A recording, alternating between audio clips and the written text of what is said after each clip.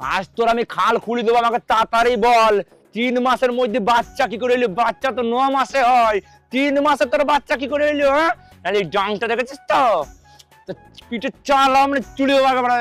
আরে তুমি আমাকে ভুল বুঝছো। আমার ঘোড়ার ডিম বুঝছো?